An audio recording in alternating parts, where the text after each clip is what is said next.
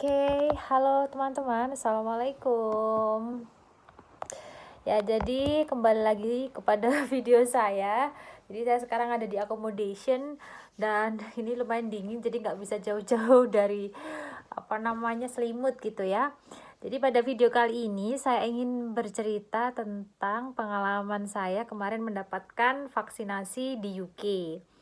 Jadi seperti yang pernah saya mention di video saya sebelumnya, di perkuliahan saya sekarang itu saya diberi kesempatan untuk mengambil clinical placement di salah satu hospital di UK. Jadi dekat dengan area kampus saya di Broomfield Hospital, tepatnya di maternity unit. Tapi untuk next modul saya masih belum menentukan sih, jadi masih mau diskusi dulu sama modul leadernya. Jadi sebelum saya masuk ke clinical, di sini itu saya harus menunjukkan beberapa persyaratan gitu ya secara dokumen, karena ini memang kayak persyaratan wajib mungkin ya dari NHS-nya atau juga barangkali dari requirement dari hospital. Jadi kemarin tuh waktu saya pertama kali daftar gitu ya, jadi agak sedikit berbeda teman-teman. Waktu pertama kali pendaftaran mungkin kalau teman-teman dari jurusan lain gitu kan, ya udah kamu daftar mungkin bikin personal statement, bikin upload ijazah, transkrip dan lain sebagainya gitu ya. Nah, ini agak sedikit berbeda dengan pendaftaran kampus saya. Waktu itu saya diminta untuk upload bukti vaksinasi. Jadi vaksinasi COVID itu university saya minta. Waktu itu saya download dari aplikasi Peduli Lindungi, dan di situ kan ada keterangan kita sudah vaksin kapan untuk COVID-nya, berapa dosisnya, terus vaksinnya jenisnya apa dan lain sebagainya. Nah, itu alhamdulillahnya sudah dalam bentuk bahasa Inggris juga ya, jadi tidak perlu untuk ditranslate. Jadi saya upload itu di portal pendaftaran saya. Kemudian yang kedua terkait DBS. Jadi teman-teman coba searching aja apa itu DBS untuk di UK. Jadi kurang lebih itu kayak dokumen yang digunakan untuk teman-teman baik bekerja maupun mungkin juga ya kayak gini persyaratan masuk ke clinical ya. Jadi kita itu nggak boleh menunjukkan sempat tersandung atau punya kriminal record gitu di masa lalu kita gitu. Intinya harus menunjukkan berperilaku baik gitu. Mungkin kalau di Indonesia kayak ini kali ya, SKCK gitu.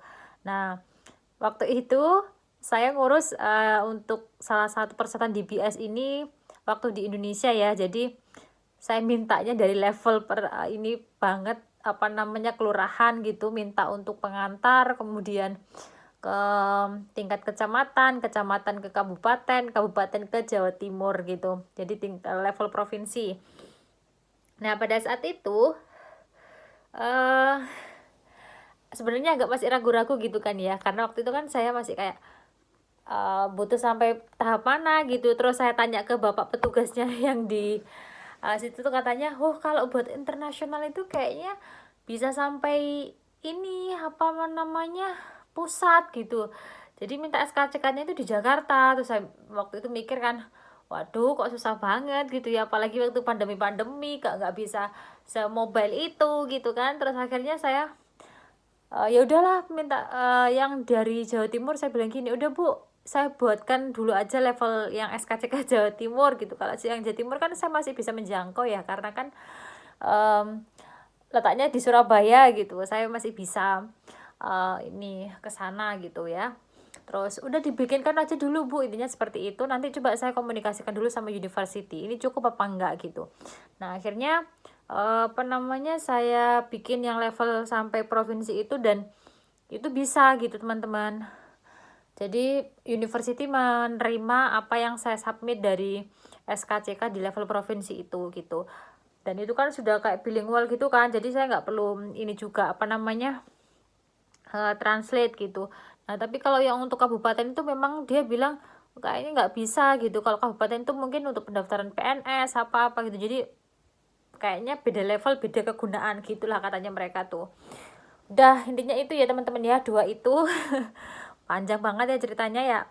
Jadi yang pertama itu SKCK dari apa namanya, SKCK yang untuk mengurus DBS, kemudian COVID vaccination, kemudian vaksinasi saya yang dari tambahan university.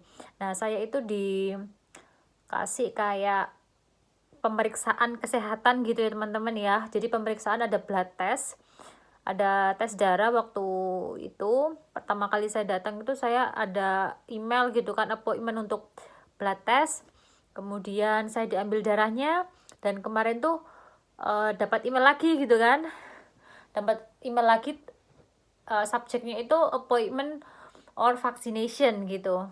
Pikir saya ya mungkin karena saya vaccination gitu kan, karena kan saya baru selesai blood test gitu, masa di blood test lagi, kayak ambil darah lagi. Nah ternyata kemarin tuh akhirnya sudah keluar hasil blood test saya yang pertama, dan di situ bilang, ya ini kamu titer antibody untuk hepatitis B nya rendah gitu, mau kita vaksin lagi. Jadi saya kemarin tuh dapat vaksinasi hepatitis B teman-teman secara gratis. Nah ini kemarin saya dibawain kayak apa ya namanya tuh, kayak leafletnya yang di dalamnya vaksin itu loh. Nah ini kelihatan nggak sih? Ini jadi sama ibu nurse-nya itu saya dibawain ini itu. Terus setelah itu ada beberapa pemeriksa apa namanya, setelah saya divaksin gitu kan, mau disuntik sebelah mana kan, apa ki dan lain sebagainya, udah jelaskan nanti reaksinya apa dan lain sebagainya. Habis itu ternyata kayaknya saya mau divaksin lagi gitu kan. Ya saya kemarin tuh agak kurang dengar gitu kan, terus ya usahlah ngikut aja gitu, pokoknya yang penting segera keluar bukti bahwa aku apa namanya sehat, kemudian aku bisa masuk ke klinikal gitu kan. Jadi kemarin tuh blood test lagi teman-teman. Jadi satu vaksin, satu blood test gitu, dan alhamdulillahnya sih ya oke lah gitu, sekali jalan. Dan kemarin kebetulan tuh nggak sampai yang riwa-riwi ke kampus. Kebetulan Selasa kan saya di appointment untuk vaksin, kemudian kebetulan juga ada tawaran kerjaan job waktu hari itu juga, jadi lumayan ada kerjaan selama 4 jam atau 5 jam gitu ya. Jadi saya ambil sekalian saya vaksin gitu, biar nggak ke kampus cuman vaksin doang gitu. Nah udah, jadi saya dapat vaksinasi hepatitis B gratis. Yang mana itu waktu di Indonesia saya harus bayar gitu kan, saya kurang tahu berapa. Cuman saya terakhir dapat vaksinasi hepatitis B itu sebelum saya masuk ke klinikal juga. Jadi waktu S1 kebidanan saya, waktu saya mau kayak praktek lapangan gitu ya, jadi ada dikoordinir sama teman-teman untuk vaksinasi hepatitis B bareng-bareng. Udah itu terakhir kayaknya entah 5 tahun yang lalu apa 6 tahun yang lalu atau lebih dari itulah ya, pokoknya gitu. Jadi waktu dicek titer antibodinya rendah, udah divaksin lagi gitu. Nah ini mungkin salah satu yang apa namanya perlu dicontoh juga sih ya kalau menurut saya, karena kan apa ya namanya ya, salah satu kewajiban dari university itu untuk memberikan perlindungan gitu kan untuk peserta didiknya gitu, dan alhamdulillah dikasih gratis. Kalau di Indonesia mungkin berapa ya, kalau satu kali suntikan tuh 400 atau 500 kali ya, saya juga kurang tahu lah itu pokoknya. Jadi alhamdulillahnya itu. Terus ini rencananya habis ini mau cari info untuk flu vaksin mungkin ya, karena beberapa teman-teman merekomendasikan itu gitu teman-teman. Jadi nanti kalau misalkan ada kelanjutan vaksinasi saya untuk berikutnya akan saya update gitu ya. Mungkin demikian ya teman-temannya yang ingin saya bagikan terkait pengalaman saya mendapatkan vaksinasi gratis di UK. Terima kasih. Dadah. Assalamualaikum.